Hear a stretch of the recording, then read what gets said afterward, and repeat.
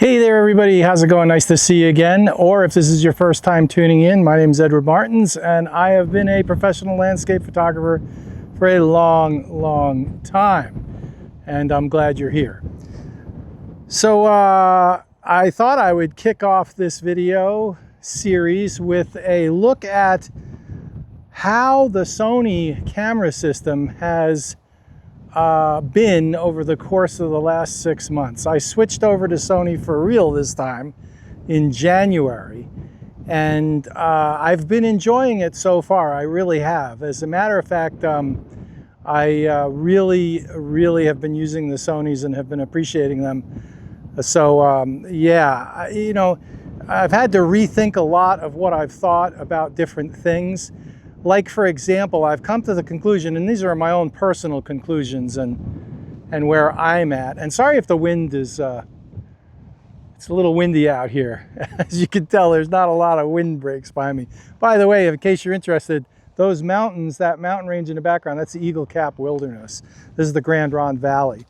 So anyway, like, for example, you know, it requires a paradigm shift in thinking in order to alleviate the dissonance.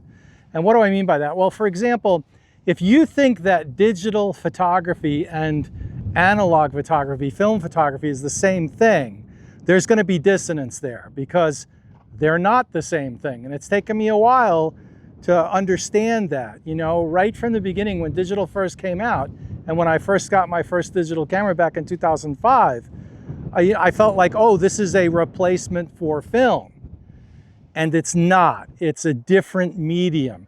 This is what I think. And this is after lots of thinking about it and experimenting with various things and comparing prints and, well, you know, okay. When I changed the way I thought about it, and this is only recently, when I changed the way I thought about it and I realized that digital photography and film photography are different things. They don't arrive at the same places when you're done, and the process is different.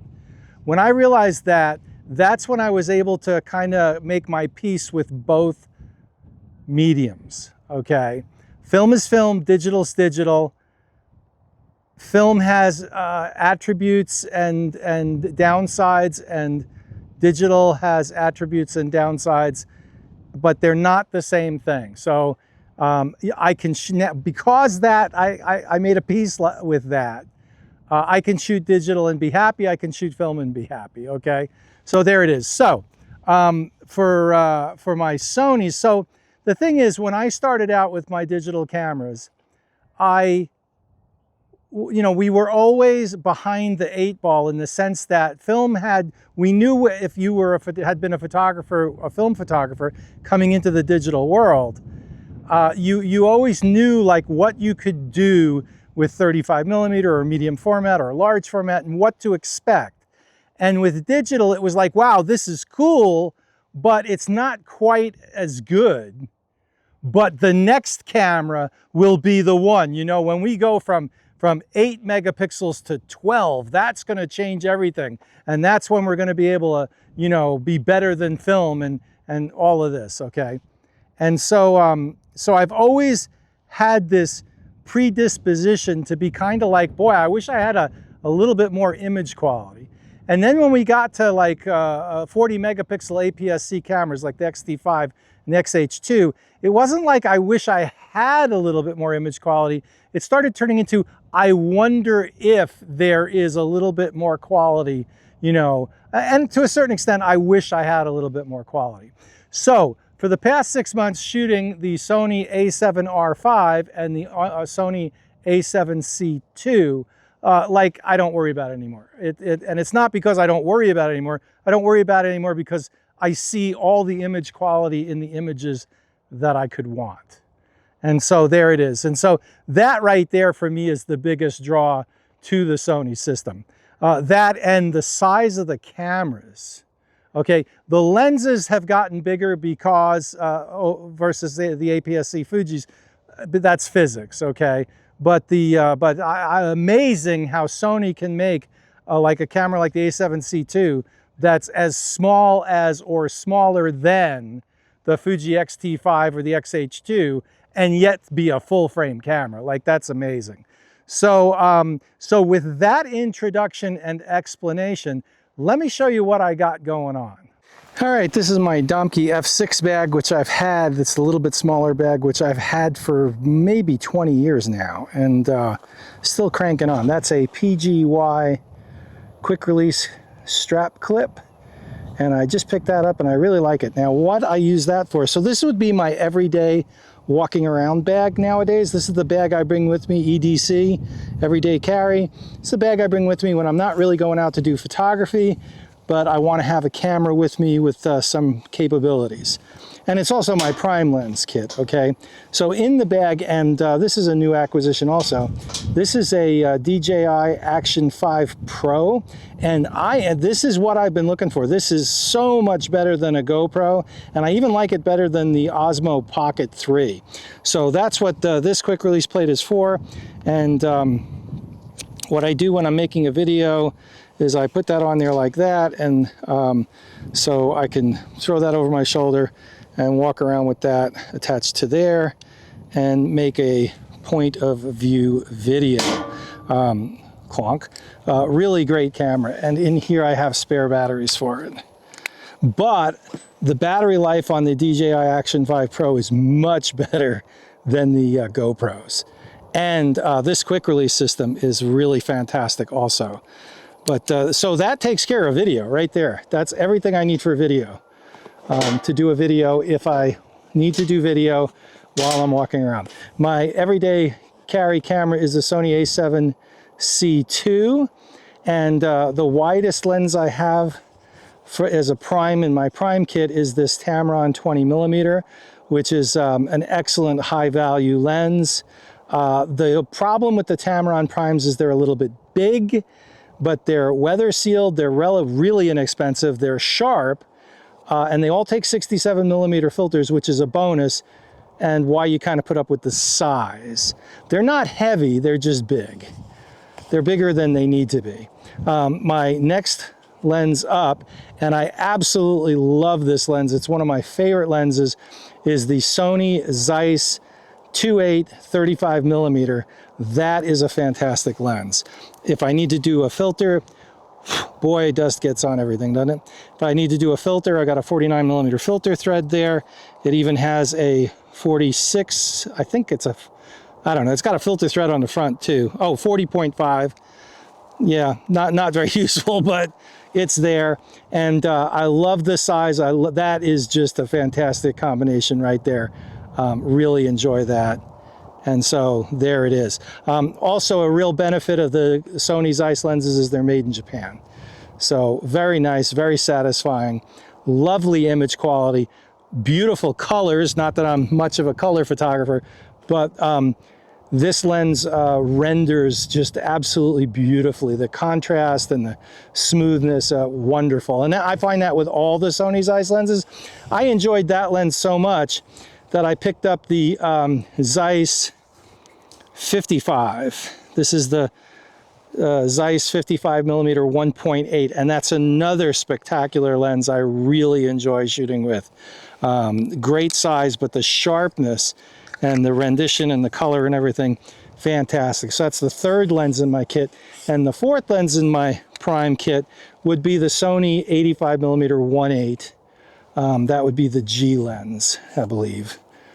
Yeah, so, and the lens is on backwards, so there it is. Boy, I need to clean this stuff up. Well, this bag's got a bunch of dust in it, and that's what happens. So these are the a pair of glasses I use to see what I'm doing. This is a Peak Design camera strap. Like I said before, DJI 5 Pro, Action 5 Pro, batteries. And in the back here, I keep business cards, the DJI microphone that is paired with the Action 5 Pro, and a one of those for the quick release, but this quick release doesn't take that, but my other ones do, and some Sony batteries, spare batteries. All right, and then I have my filter kit here, which is a polarizer, a couple of neutral density filters, a variable neutral density filter for video, and and the step ring, 72, 67, and 49. And that covers every lens I own. And that's about it. That's my everyday carry bag, and that's what's in it. I'll usually put my notebook back here too. So, and I can put my phone back here, whatever else I need. So that's my everyday carry bag, and that really works well. Okay, next up would be my Tenba Solstice. I think it's a 25 liter. And this is a great bag because it's deep enough, but it's a backpack, and this would be my full kit. This would be, I'm going somewhere specifically to photograph. And in here, I would have my Sony A7R5 with my 24-70 Zeiss zoom lens, and I love that lens. I love it. I love the way it renders. I love the image quality. I love the size, the weight, the made in Japan. I mean, yeah, A7R5, fantastic. I crop a lot of my images square. So when I'm cropping 60 megapixels, it crops down to 40, which is nice for the square. It's all the sharpness I could ever want. As a matter of fact, I've been like not sharpening my photographs because they're too sharp, which is a very high quality problem to have. I like these square plates because they mount on my Arca Swiss releases, quick releases, really nice, and I don't have to worry about orientation. I've given up on L brackets. They're bulky, cumbersome, and heavy, and I don't really need them because none of the lenses that I use are that big to begin with. And any lens that I would ever use in the future that was bigger, that would require some kind of an L plate, would be would have a tripod foot on it, and so. Yeah, and that would take care of vertical and horizontal. The only time an L bracket's really helpful is if you're doing like stitching panoramics. With a 60 megapixel camera, I don't have to worry about it. I have no complaints about the A7R5. If I want to get really, and there's a lot of things about it I love the screen, everybody mentions that. This is still goofy, okay? This wheel, which is no longer the exposure compensation wheel, although it works as one. This wheel here has a toggle switch to lock or unlock. The mode switch, you have to push the button down to change the mode. A toggle would be greatly appreciated. Not in any way, shape, or form a deal breaker, just a weird quirk of how they laid this camera out. That's about it as far as complaints. Everything else about it I really enjoy and I like. So that's my main camera body. And I should say also that depending upon what I'm doing for EDC, I can very easily swap out the A7C II for this A7R5 and use this as my EDC camera as well. So that's fantastic. And I enjoy that. Now, my super wide angle lens of choice these days is the Sigma 16-28-28 DJDN. Haven't shot this lens a lot. I did a couple of quick tests. It seemed sharp. It's a 72 millimeter filter thread. That's okay, but you know, no big deal. I have the step rings for it, but I'm looking forward to shooting this lens. I really like the 14-24, but it requires special filters, different filters, and it's not threaded. And it's a much bigger and heavier lens. So that's why I kind of went for the 16-28. Looking forward to, I only picked this up like a month ago. I haven't really shot it yet. So, but it's gotten great reviews, so we'll see how that goes. And for telephoto, this is kind of a controversial choice here. The Tamron 70-300, the 4.5-6.8. Now, 6.3, I'm sorry. And so this lens here is lightweight. It really extends a lot. I really need to vacuum all these bags. They're all full of dust from the wintertime. But anyway, it's a $500 lens. In terms of image quality, it swings way above its price class. But the downside is the build quality.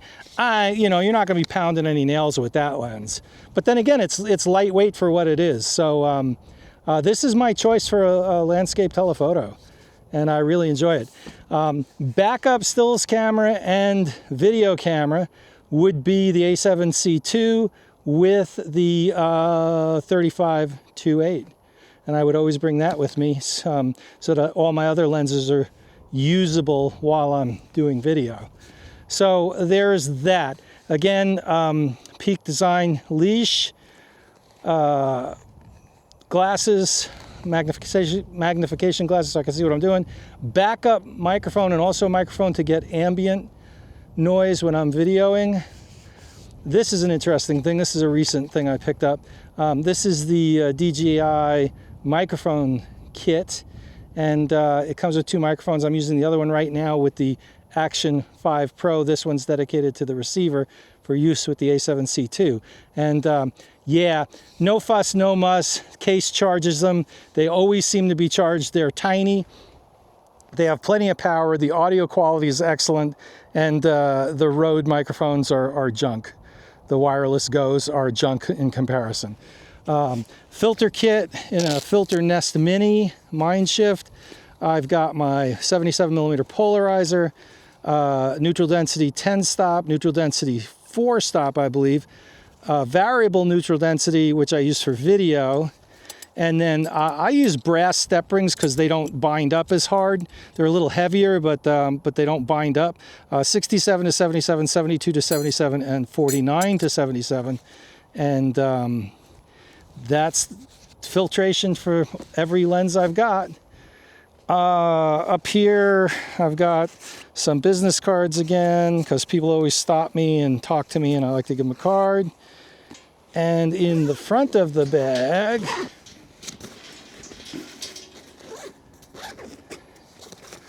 I've got my